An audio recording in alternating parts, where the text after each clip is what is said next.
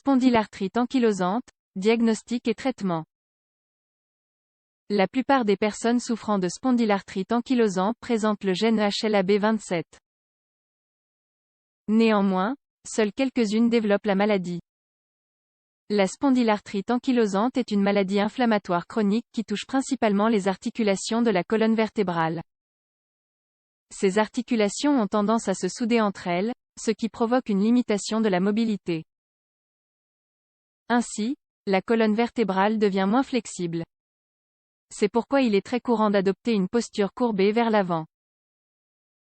On méconnaît l'origine exacte de cette maladie, mais on sait tout de même que la génétique joue un rôle important dans son apparition.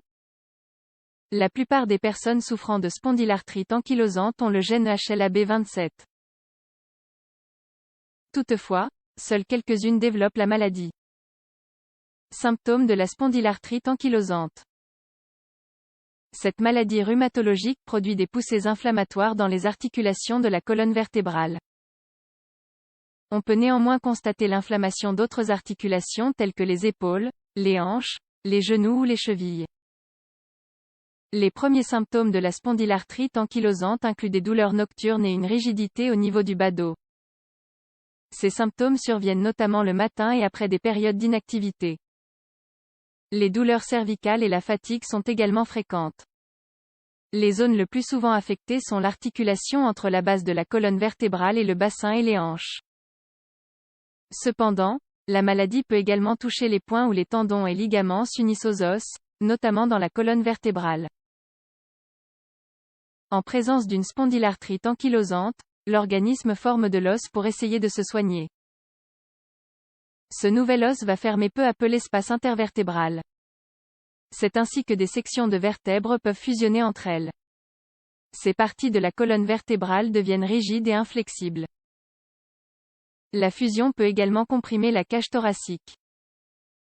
La capacité et le fonctionnement des poumons s'en voient ainsi diminuer. Complications de la spondylarthrite ankylosante. Voici quelques-unes des complications de la spondylarthrite ankylosante. Inflammation oculaire, uvéite. L'uvéite est l'une des complications les plus courantes de la spondylarthrite ankylosante. Cela peut provoquer l'apparition rapide de douleurs oculaires, d'une sensibilité à la lumière et d'une vision floue, dégâts au niveau des valves cardiaques. Cette maladie peut entraîner des problèmes dans l'aorte. L'aorte touchée peut altérer la forme de la valve aortique dans le cœur. Cela affectera le fonctionnement de la valve. Comment peut-on la diagnostiquer? Il existe des signes pour le diagnostic de la spondylarthrite ankylosante. Signes cliniques, comme des douleurs lombaires pendant plus de 3 mois qui s'améliorent avec l'exercice, mais qui ne s'améliorent pas avec le repos. En outre, on prend en compte la limitation de l'expansion thoracique, tout comme la mobilité de la colonne vertébrale. Signes radiologiques, comme la preuve radiologique de l'inflammation des articulations sacro-iliaques.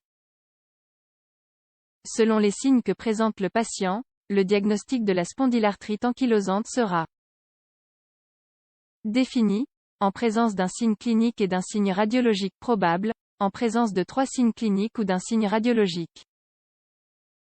Les analyses de sang et d'urine peuvent contribuer à appuyer le diagnostic grâce à la présence de l'antigène HLA-B27.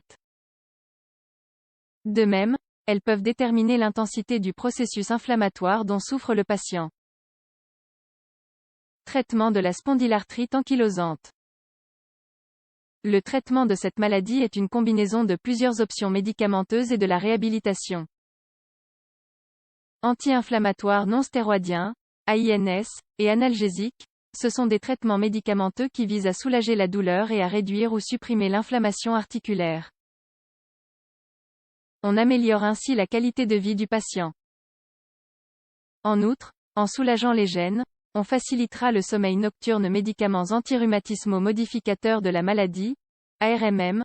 Ces médicaments agissent sur le système immunitaire. Médicaments biologiques. Ces médicaments, en dépit de leur inefficacité pour traiter la maladie, aident à contrôler les symptômes chez de nombreux patients. Réhabilitation. On doit la réaliser quotidiennement et en complément des traitements médicamenteux.